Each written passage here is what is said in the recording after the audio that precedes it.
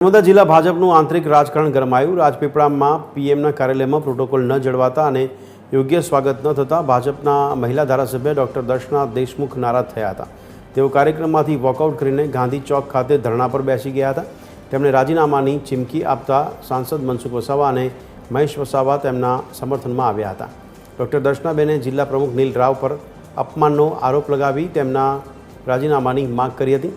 બીજી તરફ નીલ રાવે આ ઘટનાને ગેરસમજ ગણાવી હતી।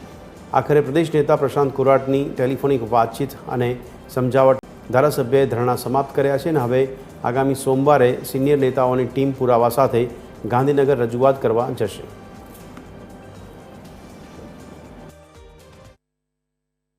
આવતા વીકમાં ભારતીય જનતા પાર્ટીના સંગઠન સાથે ચર્ચા વિચારણા કરીને આ મુદ્દે જે પણ કંઈક નિર્ણય કરવામાં આવશે એના માટે પૂરેપૂરો સમય આપવામાં આવશે અને સાંભળવામાં પણ આવશે અને સર્વે આ વિસ્તારના જે પ્રતિષ્ઠિત નાગરિકો છે, ભારતીય જનતા પાર્ટીના સંનિષ્ઠ કાર્યકર્તાઓ છે, એ કાર્યકર્તાઓની સાથે અને બધી જે બહેનો આ ભારતીય જનતા પાર્ટી સાથે જોડાયેલી છે એ સૌને સાથે રહીને આદિવાસી સમાજના જે અગ્રણીઓ છે એ અગ્રણીઓને પણ સાથે લઈને જ્યારે સાંભળવામાં આવશે અને ट्राइबल एरिया में भारतीय जनता पार्टी उभी करना अमे लोग से दर्शनाबेन देशमुख पिता स्वर्गस्थ चंदुभाई देशमुख एथी मांडीने मोतीसिंह वसावाथी मांडीने अमे बधाए सखत मेहनत कर्यु छे त्यारे आ पार्टी बनी छे अने आजकाल नील राव आवेला ए पार्टी पर आ रीतना नुकसान करवाना प्रयास करे ए कोईपण संजोगोमां अमे जलावी लेवा नहीं मागता। आज नर्मदा जिल्ला में पार्टी ने घणुं बधुं नुकसान थई जिल्ला पंचायत गई छे